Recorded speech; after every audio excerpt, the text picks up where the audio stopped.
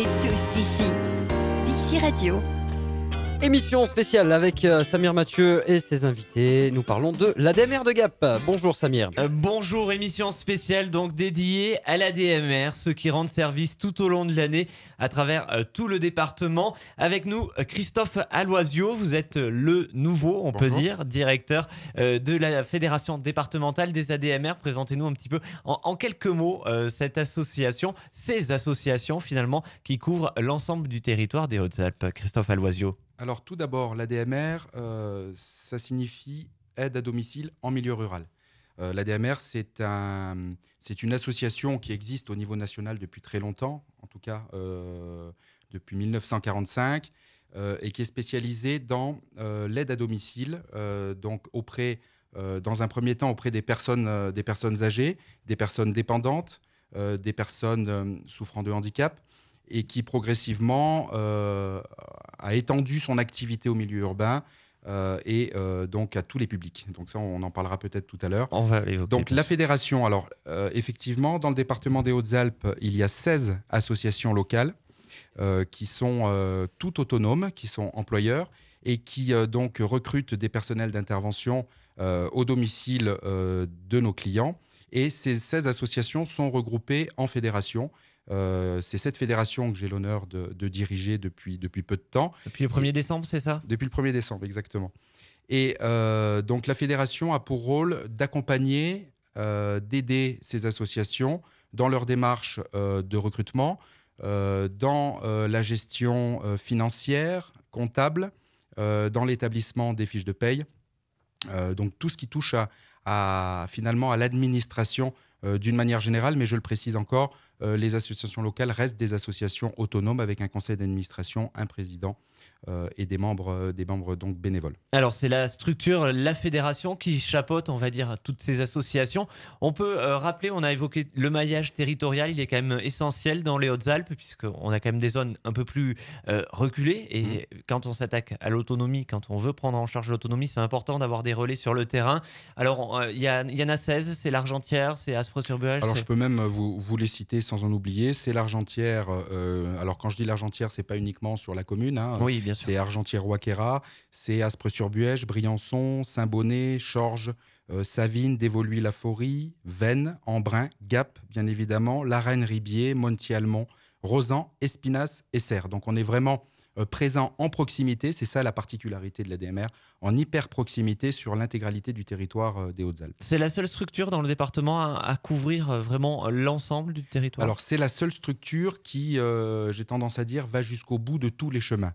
Voilà, effectivement. Alors c'est pas la seule structure d'aide à domicile sur le territoire des Hautes-Alpes, mais effectivement, c'est celle qui couvre l'intégralité du territoire. Alors, qui va jusqu'au bout de tous les chemins, ça a presque un côté chrétien. C'est une association qui est destinée à la base à aider les personnes qui ont moins d'autonomie, souvent liées à l'âge. Mais c'est pas que ça, l'ADMR, c'est plusieurs métiers finalement. Oui, tout à fait. Alors, effectivement, comme je le disais tout à l'heure, c'est principalement, c'est 85% de notre activité, c'est des interventions auprès des personnes âgées. L'objectif, quand même, est de permettre à ces personnes-là de rester le plus longtemps possible à domicile. Donc, c'est des personnes qui sont dépendantes et donc on intervient. Alors, quand on intervient à domicile, on va un petit peu plus loin. C'est-à-dire que dans ces zones où on parlait des chemins et au bout des chemins, quelquefois, pour certaines personnes, pour beaucoup même, l'ADMR reste le seul contact, finalement, donc, qu'ils ont au quotidien. Et donc là, on lutte quelque part contre l'isolement qui existe. Souvent, on a la famille proche, l'enfant qui est dans le village, qui s'occupe un peu des parents, mais il y a également l'ADMR avec le facteur et le boulanger. Alors, c'est les seules visites quotidiennes quasiment. Ça arrive, effectivement. Alors, il n'y a pas tout le temps la famille, malheureusement, pour plein de raisons.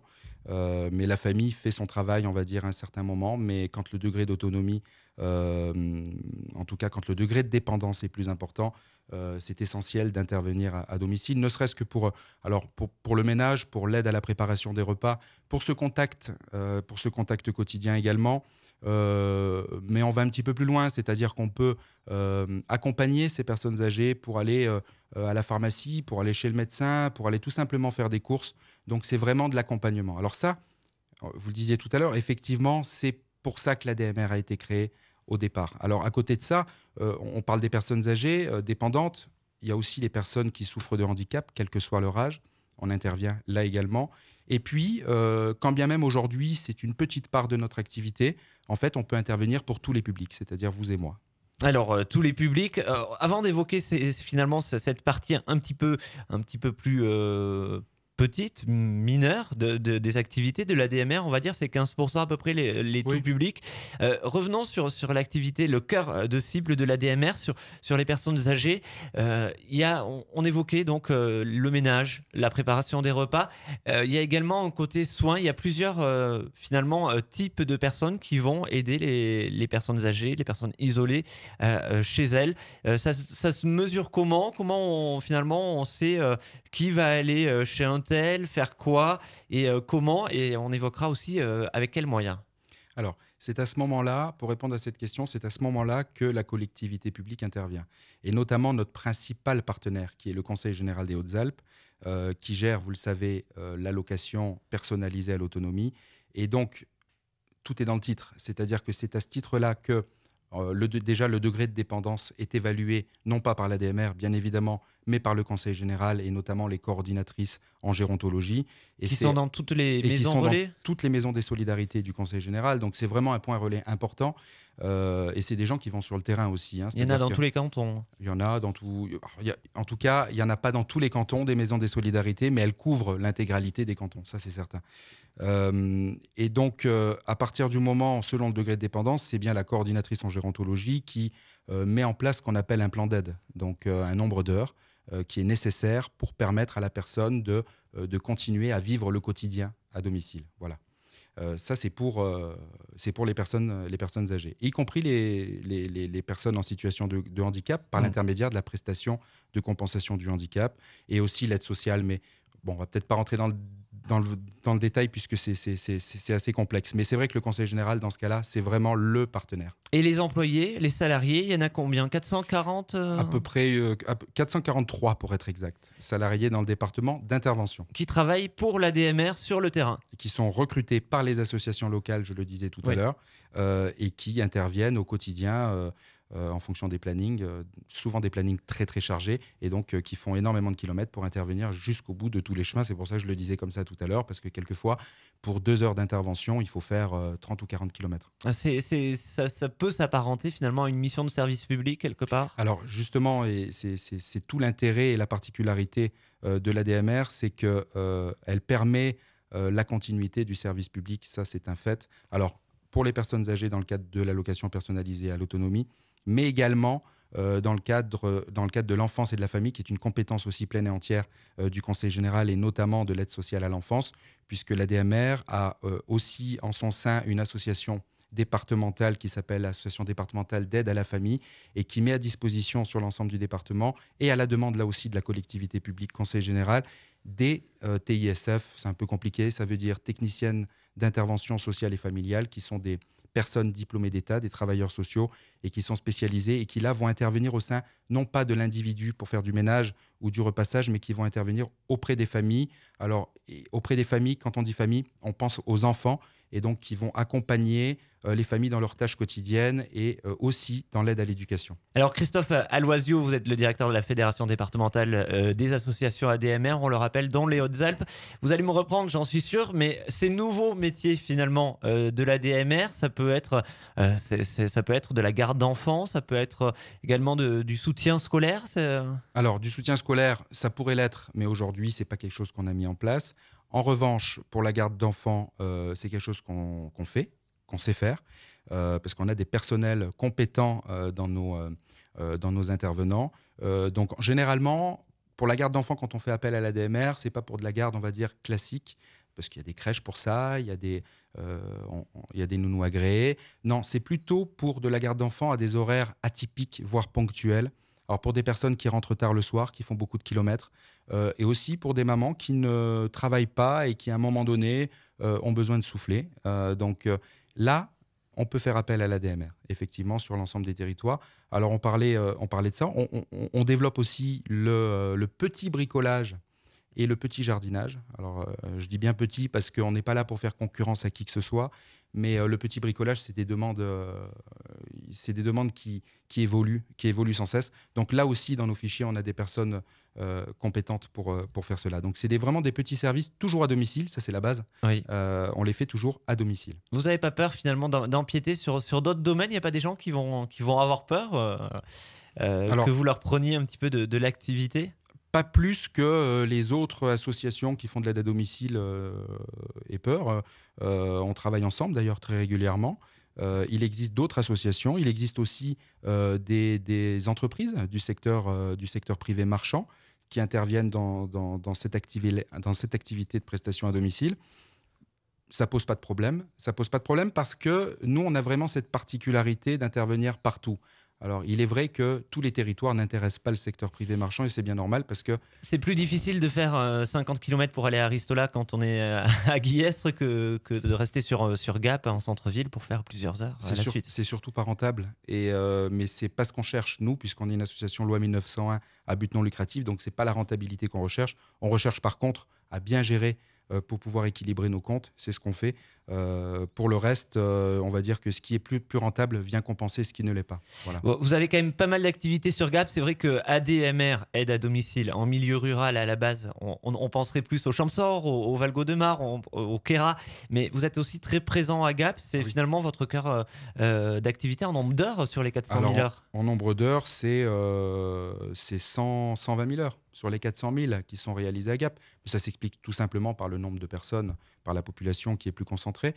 Ceci dit, le Champsaur est un territoire qui est très important, l'Embrunais également, le Briançonnais. Et puis je dirais qu'à la limite, ce n'est pas le plus important. C'est que vraiment sur l'ensemble des territoires, y compris le Dévoluy, où on va avoir peut-être une petite activité, cette activité-là, seule l'ADMR peut le faire. Donc ça veut dire que c'est vraiment important en termes de continuité des politiques publiques, voilà, et d'aménagement du territoire quelque part.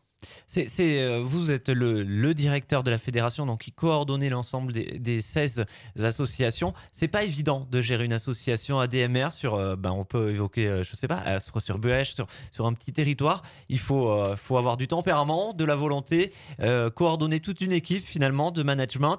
Comment ça se passe sur le terrain? Comment vous les boostez? Comment vous les soutenez? Alors, on ne les booste pas, on n'a pas besoin, parce qu'on a vraiment des bénévoles, on a une centaine de bénévoles sur le département qui sont tous impliqués, investis à leur niveau.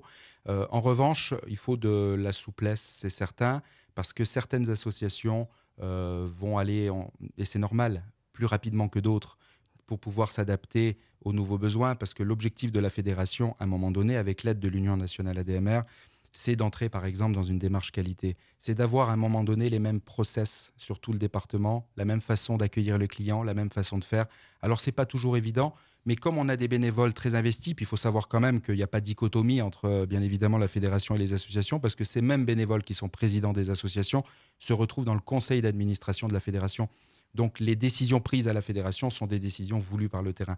Donc, je n'ai pas de difficulté par rapport à ça. En revanche, j'ai un travail de terrain important parce que ces bénévoles-là ont besoin d'être accompagnés. La fédération est là pour ça. J'ai une équipe de 11 collaborateurs très compétents, avec des pôles bien déterminés en comptabilité, en gestion.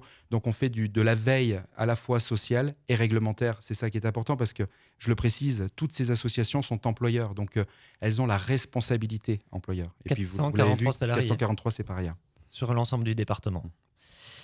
Donc, on rappelle le nombre d'heures d'activité, 400 000 heures, c'est ça, par an, effectuées par l'ADMR. C'est quoi une journée type, une journée basique, finalement, pour une salariée de l'ADMR? Alors, je dirais plutôt pour une association locale, parce qu'on a les personnels administratifs dans les associations locales qui sont soit responsables de secteur, soit secrétaires administratifs, mais dans tous les cas, ils gèrent le planning. Et le planning, c'est ce qu'il y a de plus complexe à gérer d'un point de vue administratif sur les associations. Vous imaginez bien, quand on est nombreux, entre les arrêts maladie, ça arrive, parce qu'en plus, c'est des métiers qui ne sont pas simples. Les arrêts maladie, il faut remplacer immédiatement, parce que la personne attend. Donc, on modifie sans cesse les plannings. Donc, le quotidien dans une association, c'est gérer l'urgence par rapport à ça. Et le quotidien d'une salariée d'intervention, c'est elle a son planning et c'est au pas de charge, très souvent. Alors, elles prennent le temps, de toute façon, de discuter avec les clients, mais c'est en gros se déplacer très souvent et très vite. Merci beaucoup, Christophe Aloisio. Merci d'avoir été notre invité. Merci. Sur DC Radio, DC TV, merci. En On est tous d'ici. D'ici Radio.